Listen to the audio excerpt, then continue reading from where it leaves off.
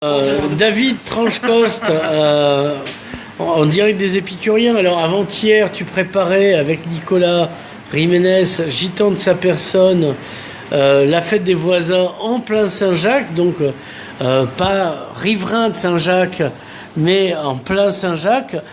Donc comment ça s'est passé? Et puis tu avais Philippe Bringuel qui était avec toi notamment. Alors raconte.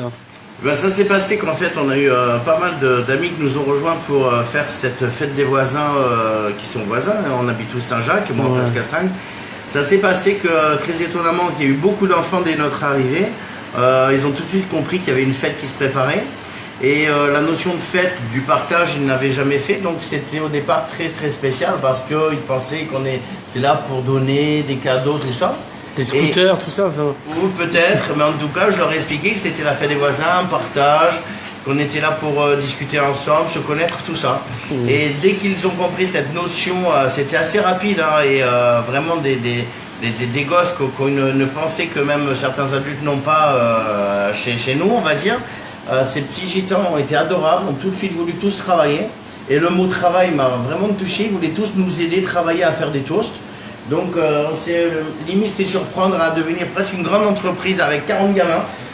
On leur a donné des gants alimentaires, ils ont voulu faire des pains de tomates, vraiment ils ont compris que c'était pour offrir et donner et partager. Et du coup on a rencontré plein de gosses quoi. Des gosses sublimes. Hein. Des gosses sublimes, Super volontaires, non franchement. Des prénoms comme Ezekiel. Ouais.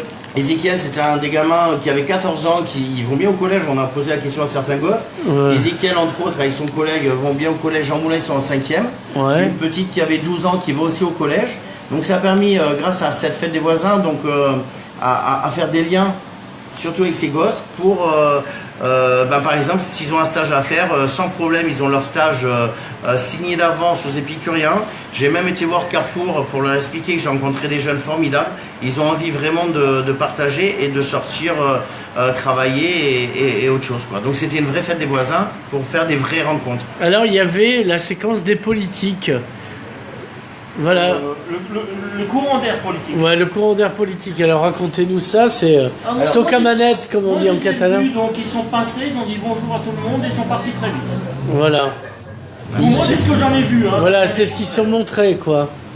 Moi, le courant politique, très honnêtement, c'est grâce aux amis qui ont fait des photos, j'ai vu toutes les personnes qui sont venues, mais j'étais tellement concentré et à fond dans mon taf avec ces gosses, que c'est en voyant les photos que j'ai vu toutes les personnes qui sont passées. Et voilà. Et du coup, moi je les connais pas tous non plus. Hein. Je les connais pas, donc en fait. Bon, il y a eu Romain Gros, il y a eu Clotilde Ripoux, il y a J'ai eu. vu Clotilde Ripoux, je l'ai salué de loin parce que je me suis même dit à un moment, mais viens me voir, on se connaît. Enfin, je connais quand même plusieurs mouvements policiers. Ouais. Et elle est venue bien sûr me saluer. Sinon après les organisations avec la ville. On a eu tout de suite Caroline Ferrer que je... Oui, maire du centre-ville. Ouais, hein. Ouais, du centre ancien. Ouais. Et franchement, elle bosse avec Alexandre qui est un des responsables de la régie. Donc on a eu les clés tout de suite, l'autorisation d'avoir des clés d'un local pour les tables, les chaises. Ça s'est bien passé. Donc il faut aussi souligner que tous les enfants nous ont aidés à tout. installer les tables et tout. Voilà. Ils ont porté, ils sont amenés. Ils sont vaillants. Attends, des petits gars avec des grandes planches. Mais oui. Excellent. Ils mesurent 1m10. Certains, ils avaient 6 ans, 7 ans. Donc le cliché, le gitan ne veut pas travailler, c'est complètement faux pour moi. J'en étais un petit peu sûr avant. Mais là, on avait 40 jeunes. T'avais des gosses qui avaient 5 ans, 6 ans, 7 ans. Ils ont porté des planches que même nous, on avait peur pour pas qu'ils se blessent. Mais ils sont hyper vaillants. Ils veulent bosser, ils veulent aider, ils veulent faire des choses. Et il y a vraiment moyen, quoi.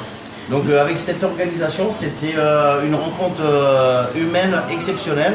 Et limite, j'ai même pas envie d'attendre la prochaine fête des voisins. J'aimerais qu'il y ait d'autres fêtes qui se fassent avec cette population qui est adorable, qui est la population comme moi, je suis égal à eux parce que j'habite Place Cassagne.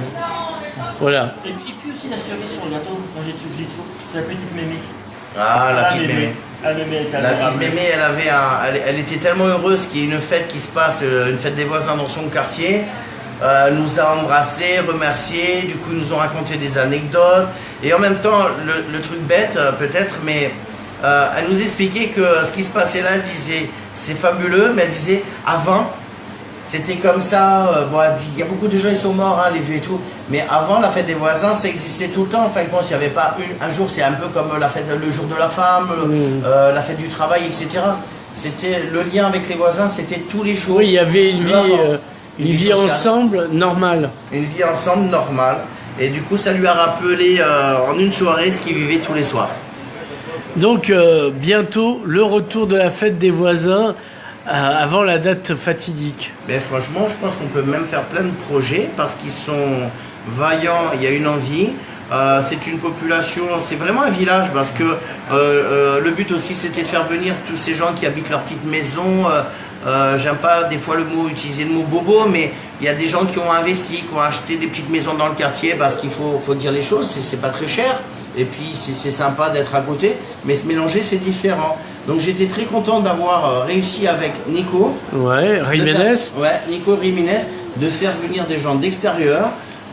Et on voit qu'on est vraiment une petite commune dans la ville. Et je pense, je l'ai toujours dit, et je me répète là-dessus, que quand Saint-Jacques sera reconnu comme Montmartre à Paris, on deviendra une grande ville du Sud. Et Perpignan brillera quand ce caillou Saint-Jacques, cette petite montagne, avec ses habitants, parce que oui, il y a des constructions et moi j'en suis plutôt fier presque parce que ça fait certains espaces pour faire des belles soirées, des belles fêtes. Mais après, je pense que c'est important d'avoir tous ces habitants, c'est ce qui fait ce qui fait Saint-Jacques. Montmartre, son Gavroche n'aurait jamais été, et puis ils sont les autres et tout ça. Hein. Eh bien, messieurs, mille merci. On se retrouve pour une prochaine aventure. Merci Nicolas.